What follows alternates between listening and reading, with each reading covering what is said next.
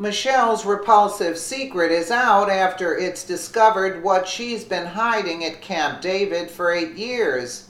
The American people like to hear about the personal lives of our first families. Maybe it's because they're the closest thing we have to royalty. Or maybe it's because of this idea we have that anyone could become president regardless. Anything involving the lives of the families of our elected officials is sure to garner attention. With the previous first family, it seemed that the media just couldn't say enough good about them. From their supposed storybook marriage to their little growing family, the Obamas were the darlings of network news. But was it always a fairy tale working for the most liberal president in American history?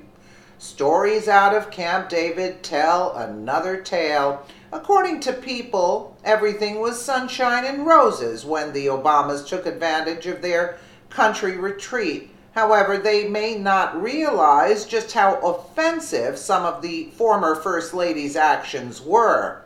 According to a story titled Michelle Obama's Workouts, Problem Hugs, and Other Dishy Scoop from Inside Camp David, the former camp commander talks about his experiences with the families that have retreated there.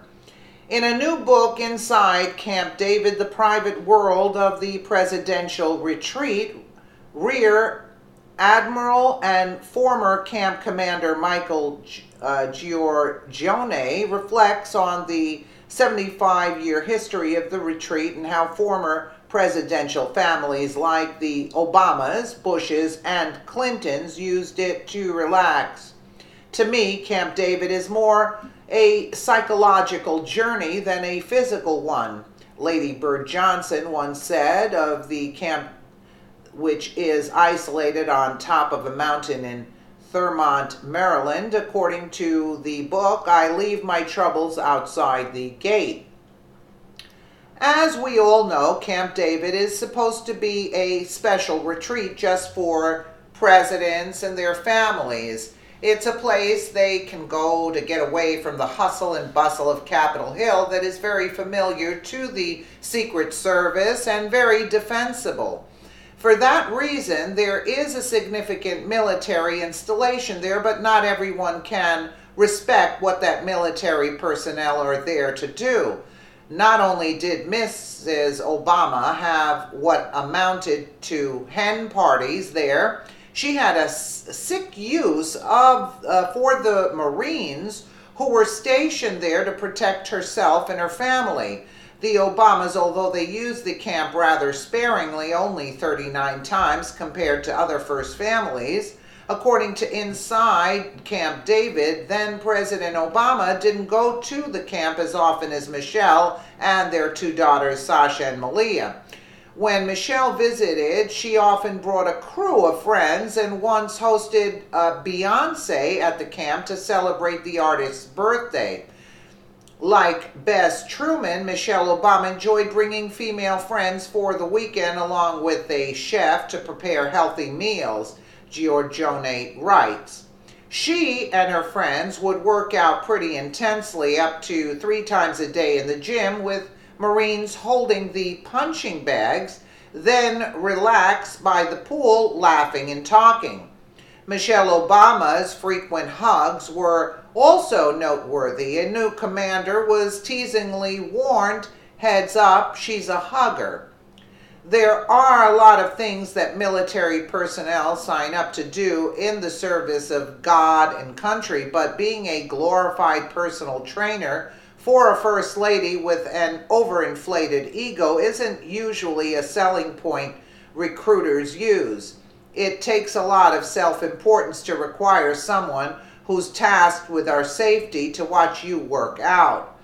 Her workouts aren't the only thing that has Michelle Obama feeling like a queen of the world. The painter tasked with painting her portrait, that was commissioned by the Smithsonian's National Portrait Gallery, will be getting hundreds of thousands over her normal fee.